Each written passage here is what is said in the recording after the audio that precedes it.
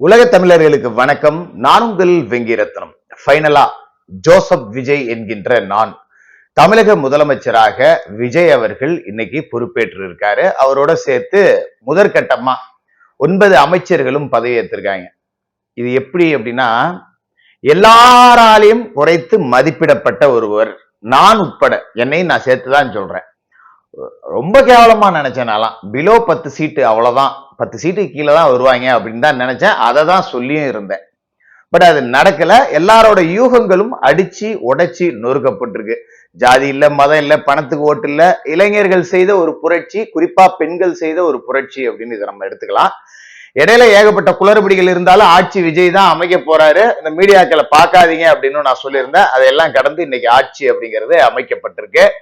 இதுல நாம கொஞ்சம் இல்ல, ரொம்பவே அண்டர் எஸ்டிமேட் பண்றோம். ஆட்சி ரொம்ப சிறப்பா இருக்கும் அப்படின்னு ஒரு நம்பிக்கைய முதல் அறிவிப்பு அப்படிங்கறதே விஜய் அவர்கள் கொடுத்திருக்காரு. இது எல்லாத்தையும் நம்ம டீட்டெயிலா பார்க்க போறோம். அதுக்கு முன்னாடி சவுக்கு சங்கர்னு ஒருத்தர் இருந்தாரு, ஞாபகம் இருக்கா? இப்ப மருத்துவமனையில இருக்காரு. சவுக்கு பேச்சை கேட்டிருந்தா நல்லா இருந்திருக்கலாம் அப்படின்னு சபரீசனை துர்கா ஸ்டாலின் கழுவி ஊத்திருக்காங்க. படிச்சு அவன் சொன்னான்டா, நீங்க தான் கேட்கல அப்படின்னு சொல்லிட்டு. இந்த சம்பவம் எங்க நடந்திருக்கு அப்படின்னா, முன்னாள் முதலமைச்சர், அப்படி கூட சொல்லக்கூடாது, முன்னாள் எம்எல்ஏ ஸ்டாலின் வீட்லயே இது நடந்திருக்கு. இந்த கொளத்தூர் தொகுதி முன்னாள் எம்எல்ஏ ஸ்டாலின் இருக்கார, அவரோட மனைவி துர்கா அம்மையார் தான் ஒரு விசாரணை அப்படிங்கறத தோல்விக்கு பிறகு செஞ்சிருக்காங்க. இந்த விசாரணையில அம்பலப்பட்டது என்னன்னா, பெண் நிறுவனத்தை சேர்ந்த ஊழியர்கள் எல்லாமே காசு வாங்கிட்டு வேட்பாளர்களை போட்டிருக்காங்க. குறிப்பா 48 வேட்பாளர்கள் கடைசி நேர பட்டியல்ல மாத்தப்பட்டுச்சு. அது எல்லாமே பெண் நிறுவனம் போட்டது. அந்த பெண் நிறுவன வேட்பாளர்கள் எல்லாமே காலி ஆயிட்டானுங்க. இதுதான் பெரிய தோல்விக்கு காரணம் அப்படிங்கிறத அவங்களுக்கு ரிப்போர்ட்டா கிடைச்சிருக்கு.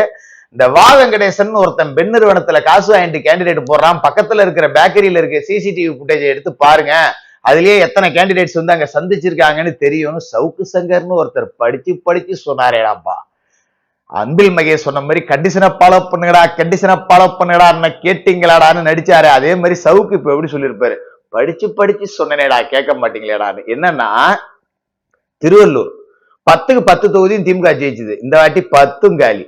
1 அதிமுக, 9 தமிழக வெற்றி கழகம்.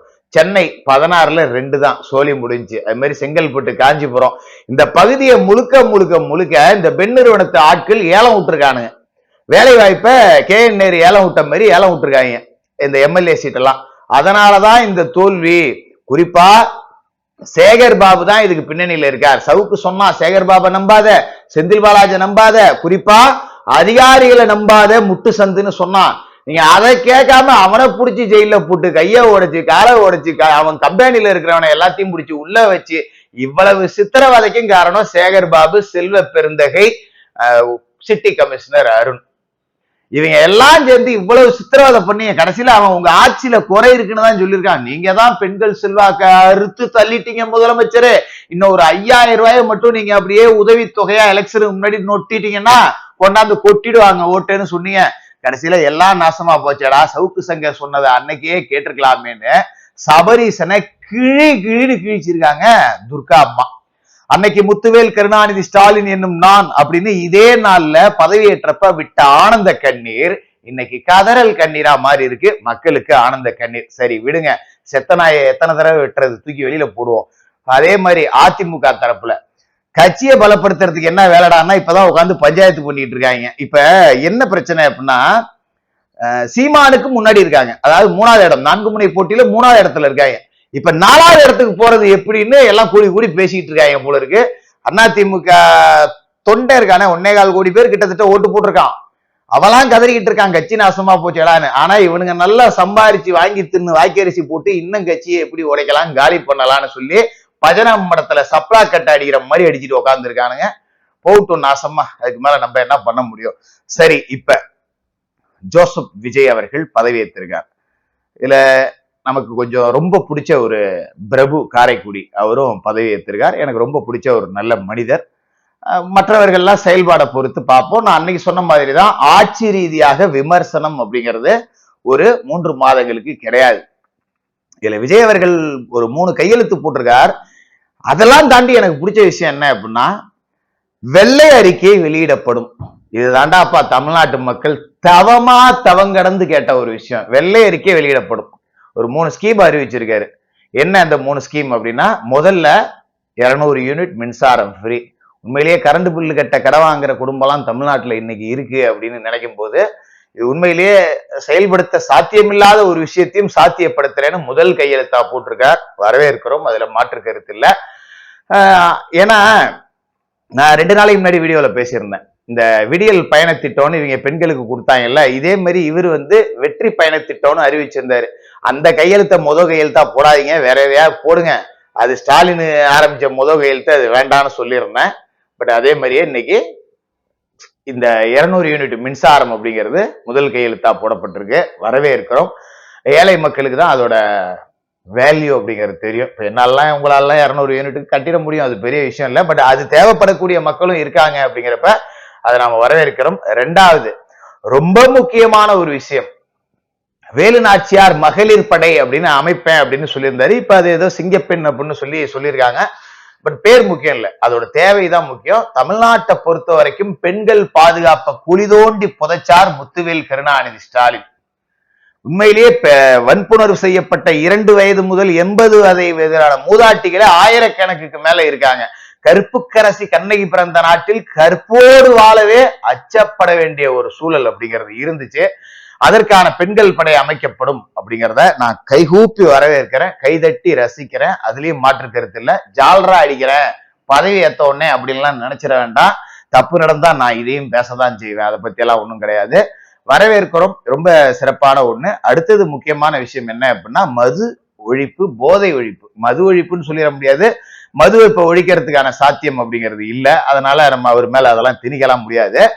இந்த போதை பொருள் கலாச்சாரம் திமுக ஆட்சிக்கு வந்த உடனே கஞ்சா நாடாகி போச்சு. இந்த நிலம் பெரியார் மண்ணு பெரியார் மண்ணுனானே கடைசியில போதை மண் ஆகி போச்சு. அதை ஒழிக்கிறதுக்கு இந்த நொடியில இருந்தே நான் நடவடிக்கை எடுப்பேன் அப்படின்னு அதே மேடையில சொன்னதை ரசிக்கிறேன். ஏன்னா 8வது பசங்கள்ல இருந்து கூலி போடுறது, கஞ்சா இழுகிறது அப்படின்னு சொல்லிட்டு நம்ம திராவிட கஞ்சா மாடல் எல்லாத்தையும் செஞ்சு நாசம் பண்ணிட்டு போயிருக்காங்க. அதை ஒழிக்கிறதுக்கான நடவடிக்கைகள்ல நம்மளால எந்த அளவுக்கு ஒத்துழைப்பு கொடுக்க முடியுமோ அதை கொடுப்போம். எங்க கஞ்சா இது மாதிரியான போதைப் பொருள் புழக்கம் இருந்தாலும் அதை தகவலா தெரிவிக்கிறதுக்கு ஒரு நம்பர் அப்படிங்கிறதையும் போட்டாங்க அப்படின்னா சூப்பரா இருக்கும். ஏற்கனவே இந்த நம்பர் எல்லாம் இருக்கு, ஆனா செயல்படல, அதையும் செய்வாங்க அப்படிங்கிற நம்பிக்கையோட. அடுத்ததுதான் முக்கியமான விஷயம், எல்லாத்தை விட பதவியேற்ற அமைச்சர்கள் எல்லாருமே, செங்கோட்டையன் அவர்களை தவிர எல்லாருமே இன்னைக்கு பதவியேற்ற அமைச்சர்கள் எல்லாம் முதன்முறை அமைச்சர்கள். இதுல ஒரு இளைஞர் பட்டாளம் அமைச்சரவையில இருக்கு. சரி பார்த்துருவோமே என்னதான் நடக்குது அப்படின்னு ஒரு பெண் பதவியேற்றிருக்காங்க, கீர்த்தனா. ஒரு அனுபவம் மிக்க பார்ப்பனர்கள் அப்படின்னாலே எதிர்ப்பு பேசியே வாழ்ந்து இவனுங்க வீணா போனானுங்க. உண்மையிலேயே பார்ப்பனர்கள் வாழும் நாட்டுக்கு விசுவாசமாக இருக்கக்கூடியவர்கள்.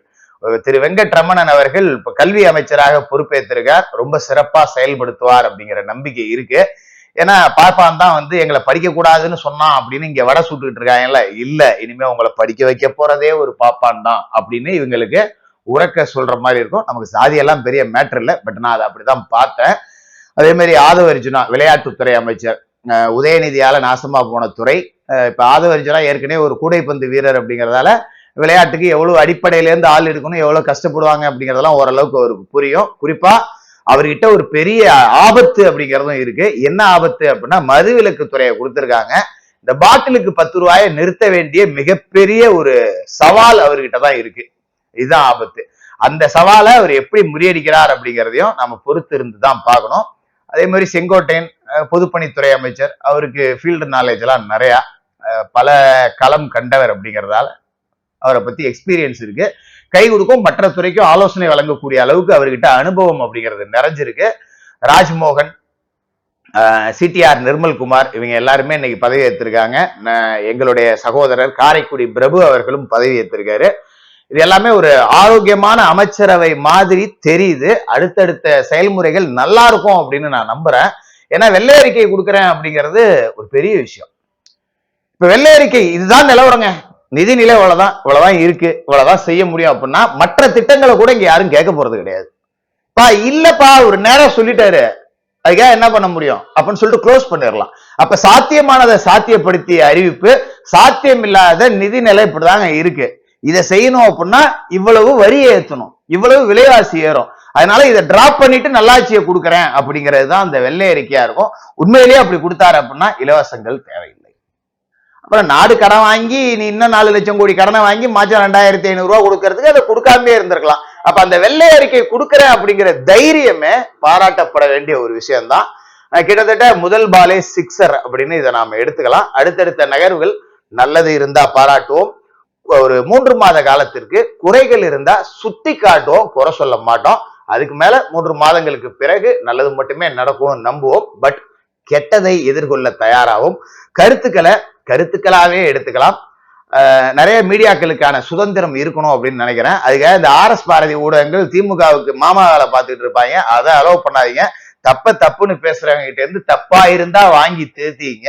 அதுதான் ஆரோக்கியமான ஒரு அரசியலுக்கான பாதையா இருக்கும். அந்த பாதையில் பயணம் தொடரும் அப்படின்னு நம்பிக்கையோட தொடர்ந்து பேசுவோம்.